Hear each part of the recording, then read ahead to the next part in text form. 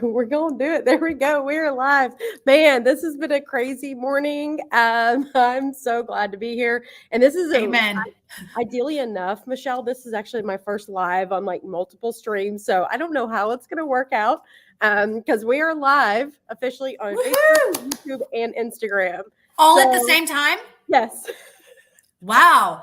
That is a lot of us in a lot of places. We're going next level this morning, but I am Love so glad to be here. I am Glenda White, of course. It's the Epic kind of podcast here. I've got my great friend Michelle Ozymy here, and Good we're morning. just kind of talking about the market, what she learned last year, what we can expect. And dude, do you realize like it's now Q4 this morning? Yeah, Q4. Like we've got 90 days to make whatever impact we want to make. That's insane. And when we talk about impact, like Michelle runs a coaching program. She's been in the industry for 18 years. She's broker owner of Knob and Key. Like this girl is all over the place, y'all. So when we talk about logistics and coaching and mindset, Michelle's got it going on.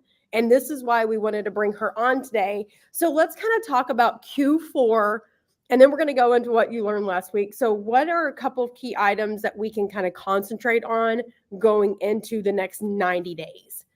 Okay, so I know it's not like shiny, fun, new stuff, but dig into your database.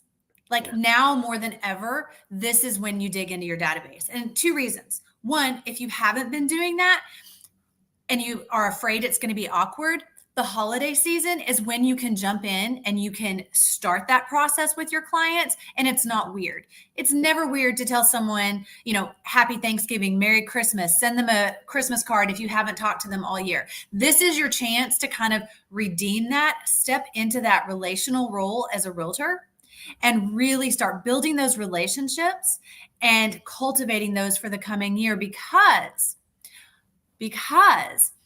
look at your database. How many people do you have in there?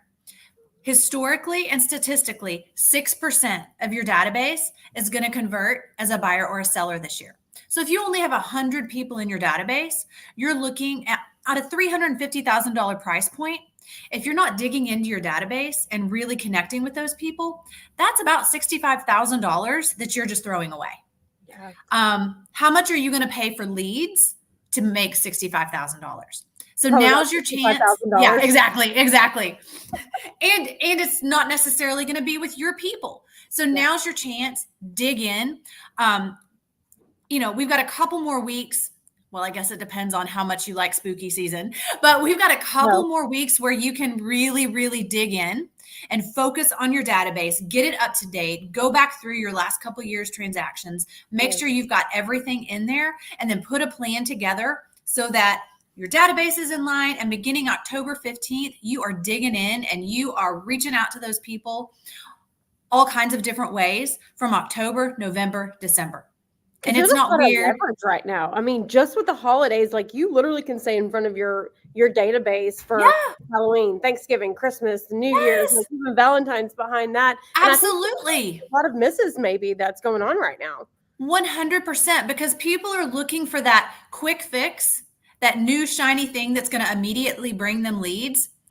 None of that works, guys. I shouldn't say none of it. There's always tools and tricks and different tactics that we can utilize. But really, the fastest thing you can do is jump into that database. In fact, I had a new agent last week that I was coaching. She sent out an intro letter, just her basic. She's new. She sent out her basic intro letter, letting people know that she was a realtor. She got a phone call back before she could even make her phone calls, saying, "Hey, I didn't realize you were an agent. I'm planning to start looking at new construction. Can you help me?" The answer was yes. She's already got a deal in her contract. Whoa. Now, I'm not saying, I know, right? I'm not saying that's going to happen for everybody, but how mad would she have been if she had talked to that person at a Christmas party and found out they'd bought a house? When she's over here trying to do Zillow leads and all this other weird stuff that just isn't as effective, and it's not your people. Yeah. Real estate is challenging, but it's way more fun when you're doing it with the people that you love and care about.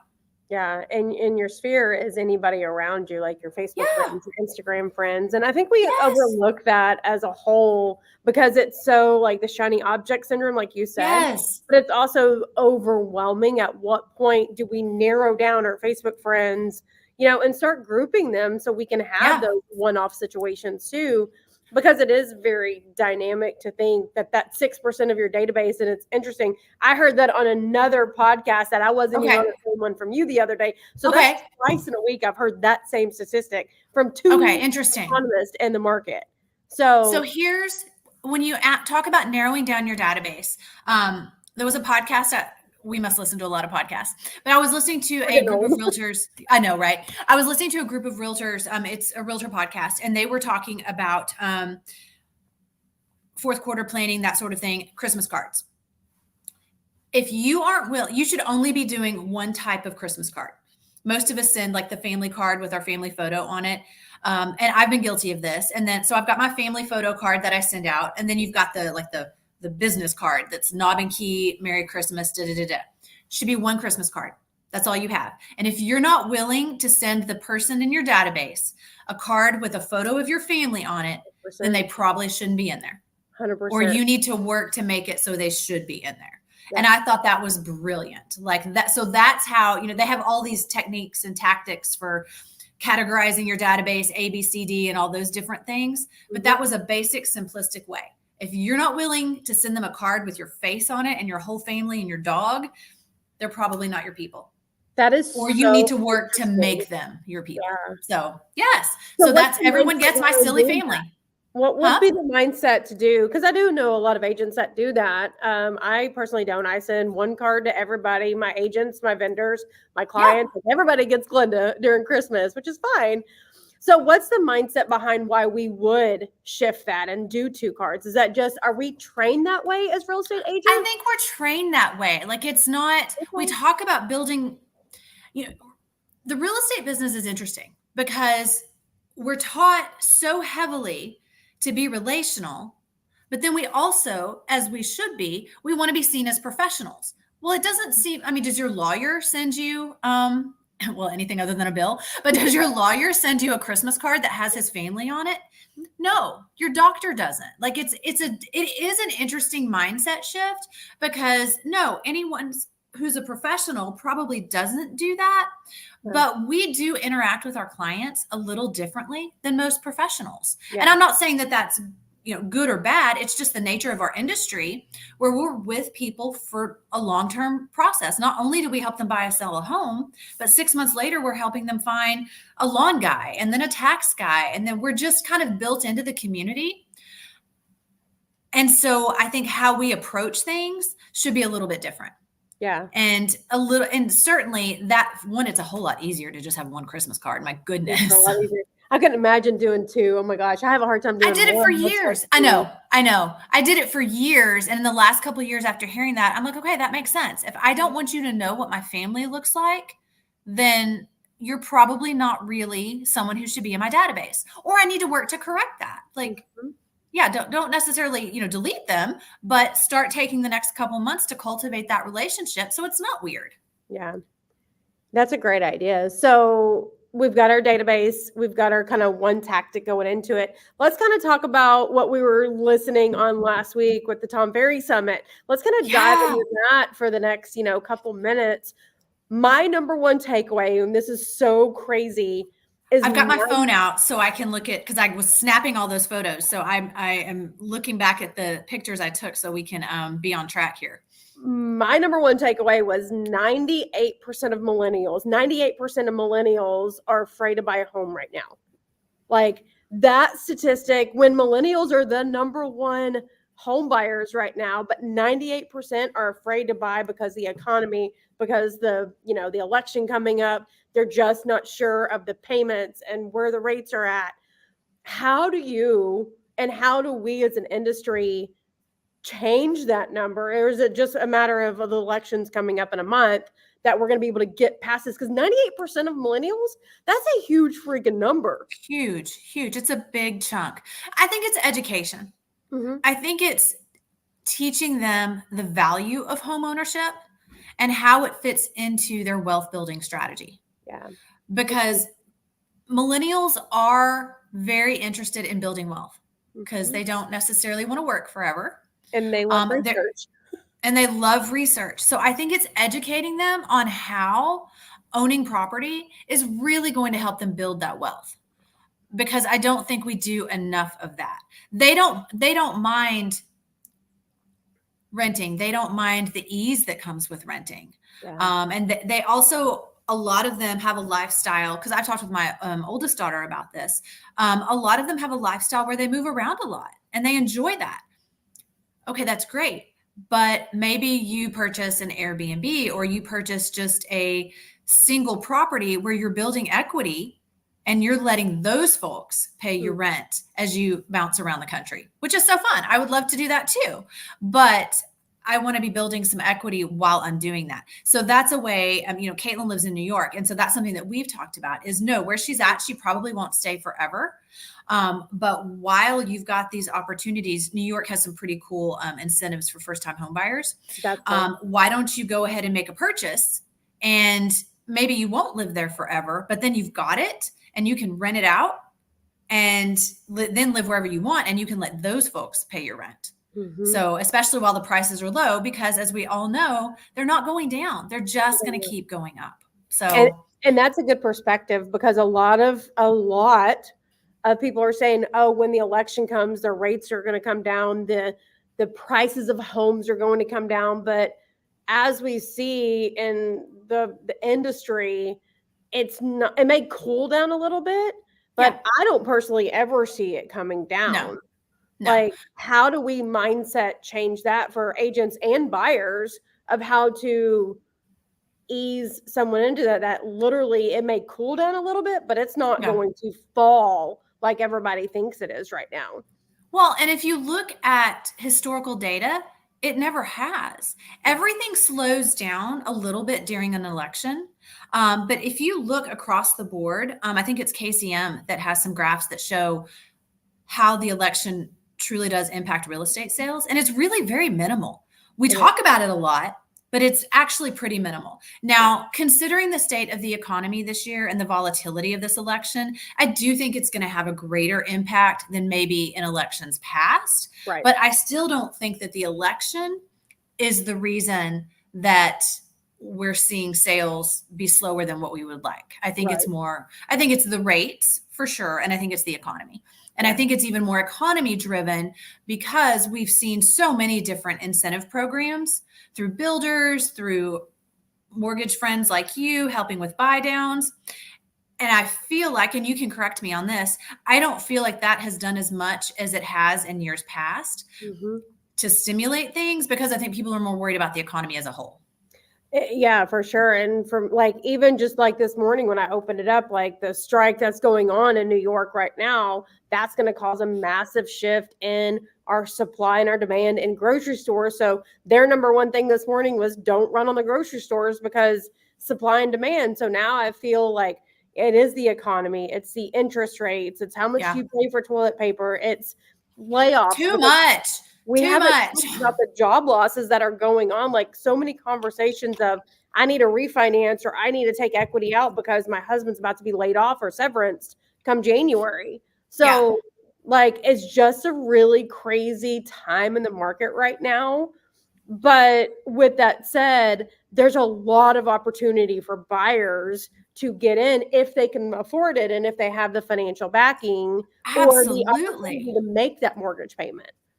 Absolutely. There are so many opportunities for buyers right now, either with new construction, pre-owned. Most of your sellers who have been on the market a while are going to be willing to pay some closing costs, help you buy down some rates because they want to get to their next place. Yeah. If you wait until rates are back down in, what do you think? The low fives is probably where we're headed eventually, slowly. Or in 26, but here's the thing. Okay, maybe in 26, maybe. 26. You don't want to but wait. By the time the price is going to be $100. Right, exactly. So you need to look at where your affordability is today and find what matches that affordability so that you can start building equity, because what you can buy today is going to be very different from what you can buy even 6 months from now. Because once things start to level off, I'm afraid we're going to see a little bit of a run again. Yeah. And ultimately, economically, that's going to impact you more so than a little bit higher interest rate. So because that's going to go over asking. That's going to be your exactly. cash. Like now Yeah. you're going to go back to, and it's not going to be as crazy. I had someone ask me like, No, I don't think so either. 3%. And I'm like, no, because we're not going into a pandemic, and at 3% is not a good balanced market. No, that was a very unique situation that will probably not ever happen again. Hopefully. But there's a lot of mindset behind that yeah. when we open up like KCM, like we were talking about, is when they go into the sixes, you've got 5 million people. When they go in the fives, now the mindset shifts, because if you have a 2.5 on your current home and now a 5, that margin is getting closer. And then heavens forbid, if we actually get in the 4s, that's going to open up all those people. Absolutely. Which 43% of Americans have under a 4% interest rate right now. So now that pendulum's going to swing a lot. And like you said, over asking is going to come back, and it's going to be a crazy couple of years from what we've had over the last 24 months with 7% interest rates. Yeah. Yeah. So yeah, that 5%, once we hit that, that's going to be huge. Yeah. And that's what they said is kind of like the golden mark is. And the thing about it is your VA, FHA is like your government loans are already there. Conventional is already narking at it. So if this pendulum swings anymore, it's going to shift, and it's going to shift quick, right? Do you agree to something like that? Yes, I absolutely agree. And what I think is, and we kind of saw this in KCM, is you need to reach out to your database and ask them, what's the magic number for you? 100%. What is that interest rate that, like, have you been sitting on a move for whatever reason, because you need to downsize, or, whatever the reason is, and what's that magic number? And that's a great conversation starter. And then they can come back to you and say, hey, Glenda, let me know when we get to this rate, because I've got some buyers for you. I had 4 clients yesterday said, hey, when the rates hit this, you're my girl. I'm ready to refinance. That was just yesterday. That's amazing. So if I'm the lender getting that question, as the real estate agent, you should be asking that question, because mine will be refinances because we bought the home. Yeah. But when the rates come down, conventional buyers and the ones that have that 2.5 will absolutely sell their property, pay their debt off, because debt is at the all-time high. Like we're $43 trillion in debt right now. I can't even wrap my brain around that. It's insane. But it's so many zeros. I know. I'm like trying to write it. I'm like, oh my gosh, there's so many zeros. Like your calculator doesn't hold that number. No, I don't even know. What kind of calculator do the economists have? Because I can't even do that. I'm like, do you just write it on paper and do the little tally? So what's the one more thing that you kind of took away from last week? What was that? What was one more kind of takeaway that you had? Like, because we've got the interest rates, we've got this over asking, like we've got the market, we've got the millennials. What's one more kind of takeaway that you took from Tom Ferry last week? So for me, honestly, my biggest takeaway, because I'm looking on the realtor side and at listings, I'm primarily a listing agent and a coach, and I want realtors to succeed. And when I saw, I'm pulling this up again, like I still can't wrap my brain around the fact that 74% of 950,000 agents have closed 0 deals. What? Let's hold on. 74% of how many? Of 950,000 agents have not 0 deals. Transaction? No. Okay. And then keep going. 6% of realtors, so 91,000 agents is what that breaks down to, have closed between 5 and 10 deals. Oh, wow. And that's definitely down from COVID. I mean, yes, that's listings being stalled. That's, buyers sitting on the sidelines. So how do we as an industry circumvent that to go into the next 90 days to make that one transaction for the year? Because you're also paying your MLS dues and all your other dues on top of that. I know, they just posted today. It kind of hurt my heart a little bit. It's like, but when 73% of over 900,000 agents haven't even closed a loan, how do we help them build a business? Because it's hard. How do we? It is hard. Just stop and say, okay. And I understand within those numbers, you have the people that are working part-time, or the people who, have maintained their license, but have not, worked at all this year. They've gone on to something else. Right. Sure. But there's so many who are trying and trying and trying. And I think they're defeated and they've given up and they are just shooting arrows in the dark at a lot of different things, trying to see if something sticks. Yeah. As opposed to, this is my favorite thing, putting a plan and a schedule together, which is not glamorous. It's not pretty. Like, I've got my little flimsy notebook here to start working on the fourth quarter. There is nothing sexy about that. But it's what I've done for years, and it's what has allowed me to build a consistent, successful business. And I'm not going to sit here and say I'm having my best year ever. I'm absolutely not. I'm struggling just like everyone else. But I have a consistent referral-based business. So those people are still reaching out to me. And so I can keep the needle moving forward. And come 2025, when things do change, I'm going to be ready, and I'm going to have those people that are ready to go because they know I've been looking out for them and I've answered their questions. And you're going to have your systems and processes in place now. So Exactly. when the pendulum does change, you're ready to go. And it's not like before where the pendulum dropped overnight. They're like, oh crap, like how do I get my systems? We've had enough time. And if not, Michelle is a phenomenal, person to reach out to for your coaching and time blocking and just making sure you're setting yourself up for success. Because if we get those systems and your CRMs and everything in place today, when that call comes in, your data flow is ready. And now you can do what you do best, and that's build a relationship. Yes. And actually, so for Q4, I'm jumping into my new membership coaching program, which is a much more affordable program. It's $147 a month. And for Q4, we're going to be focusing on business building and then setting yourself up with a plan for the beginning of 2025. You can go to my site, MichelleOzymy.com. And if you schedule your discovery call to see if it's a fit for you, you can enroll into October for only $97. It's going to be great. It's a group coaching community. It's going to be a lot of fun. It's going to have skills building, planning, all of those things, and a little bit of life coaching as well. Because as moms going into the fourth quarter, I think we all need that. It's very hard to balance. It's so hard to balance a business with family, especially as a female. So we're going to focus on all of that to hopefully help everyone have an incredible fourth quarter, both work-wise and family-wise. That's amazing. And we'll drop I got distracted because we're living in reality, and I'm pretty sure my dog's about to bust out from under the bed and start barking. So just, hey guys. Look, that's why we do this stuff, is because it is all natural. There's nothing scripted here.